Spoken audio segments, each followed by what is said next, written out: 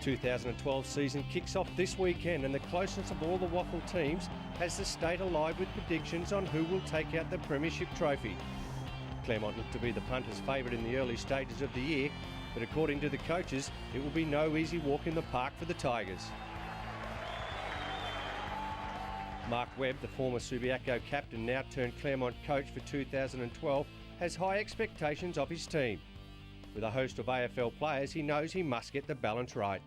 That's the challenge. I think I'm under no illusion that you're going to be at the beck of the AFL teams on who they drop back, and that's the reality of the club like Claremont, and that's the challenge. But that's also the thing with that is that Claremont players are the majority of the AFL players. So when they do come back, they're always happy to be playing with their mates. So you never have a problem with trying to motivate them for a WAFL game. They respect the club, they're a part of the club, so you know you're going to get the maximum when you get those players back. East Perth had their problems on and off the field last year, but courageous captain Craig Wolfe suggests the Royals will return to finals action. We've recruited well.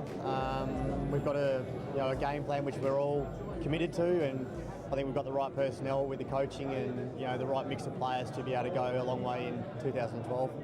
I think our mid-tier range players have got valuable games into them now where they'll be able to do or be a bit more consistent throughout the year, and with the right amount of games under their belt now to be able to go a bit further. South Fremantle have appointed a rookie coach, former Fremantle player Paul Hazelby, to take the reins in 2012. Toby Bairstow says the new coach has brought a lot of new ideas to the group. Yeah, inexperienced coach, but obviously we all know he's a very experienced person when it comes to football. So, look, the only way you can gain experience is from starting fresh, and his football career and everything like that, he doesn't come across as an inexperienced coach. Yeah, it's been a really good start. Obviously we haven't started playing games yet, but from all the reports from all the boys, it's been awesome. Good change. Subiaco coach Chris Waterman surprised everyone last year when the Lions made the grand final. There's been a lot of player movement at the club, but he still expects the Lions to make the finals. Well, it's similar to the beginning of last year. We had a lot of movement there, and we managed to fill a couple of holes, but it took us 9 or 10 weeks. We just hope we don't take 10 weeks to get going this year. I guess making the grand final, but we didn't surprise ourselves to make the finals. But given where we were at the halfway mark, I guess you could say that. But we always felt we had a good team, and probably 4 or 5 of those 7 losses were very close. But once we got our team worked out, we added a couple of new young fellas. We really started going places. So that was the key to it. Had another number of retirees, but I think some of them were at the end. So we need to refresh our side, and hopefully, as I said, those kids will come in and have an impact. Can Peel Thunder make the finals for the first time in the club's history? According to Peel's coach Trevor Williams, a finals berth is the only outcome for the team, and there will be no excuses. No excuses. We're not looking for excuses. The new facility's been fantastic. We've stabilised it now, like the newness has gone a bit. It's been operational for over 6 months, and we think we've put a pretty good list together, and we're looking to have a really competitive year. And look, for a long time we've known that we've been shallow with the maturity and experience that we need with our young group. The club's had a lot of senior players in the past, but they weren't the right mix that we're looking for. So to bring in guys like Pat Travers, Brendan Hancock, Matt Orzell, all 100-game players in the WAFL, know the system, understand what's required at the level, just fantastic role models for us. Expectations are always high at the Falcons, and the players need to repay the faith to the loyal supporters who think this year a grand final berth is due. Coach Bill Monaghan expects his side to have a big impact on the finals in 2012.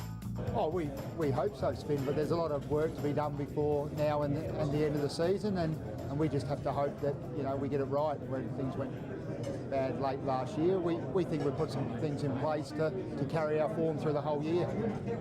I think we need to take some more catches in our forward half. I think in the second half of last year we lost the ability to take contested marks and keep the opposition honest, and we just probably need to quicken our ball movement a bit. We also went a bit kick happy, I think, at the end of last year, and slowed down and allowed the opposition to get numbers behind the ball, which didn't help our forward structure as well.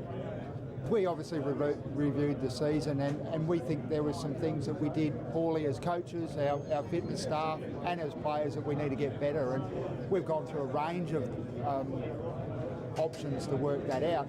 We won't know until the season unfolds, but we're confident that we've got it right. The Perth Football Club has been spending up big over the summer, with several players returning home from the AFL, plus some big-name recruits. Expectation is the Demons will play in the finals, and coach Damien McMahon says the players and the coach will welcome the pressure. Yeah, hopefully it's going to go better than it did last year. We're looking for some constant improvement out of our group. Some, as you mentioned, key recruits coming back to our club, and also some new ones joining us for the first time. I think we can expect him to be an amazing player at WAFL level. Obviously All-Australian last year. He's fit into our club tremendously well. He's attended 98% of our training sessions since he's been back. He had, I suppose, extensive layoffs between finishing up at Collingwood and starting with us, but his fitness is on the mends. He's really starting to become a big part of our group.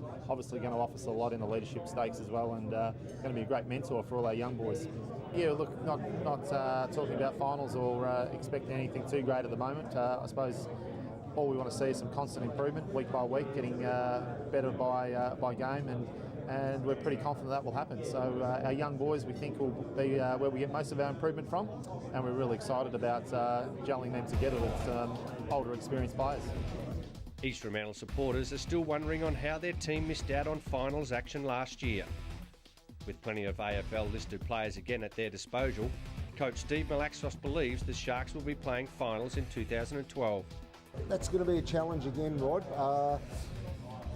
We thought last year for a lot of the games we could get the balance right and the coaching part of it right, but there were one or two things that we needed to do better, and we've tried to address that. As yet, in pre-season, we haven't had many AFL guys, so the true test will be in the proper games. Well, it appears that teams that have missed the finals regularly have recruited well, so you would think they'll be a little bit better. And a lot more players seem to be coming into the WAFL system than there were, say, 10 or 12 years ago, which is great. At East Fremantle, we've really only recruited one player from interstate, so we've been a little bit lighter on than some of the other clubs. We've got a couple of returning soldiers, if you like, Jaden Schofield and Jack Perham off AFL lists. Swan District supporters will be hoping their team is over their premiership hangover from 2010, when the Swans missed the finals last year and finished second last. Injuries did not help the cause, but the pressure will be on the players and the coach to turn things around in 2012, and finals must be in their sights. Good luck to all 9 WAFL teams in 2012. Expectations are high at every club, but only 4 teams can be playing come September. Don't miss a minute of the action every week, Saturday 2 p.m. on your ABC TV.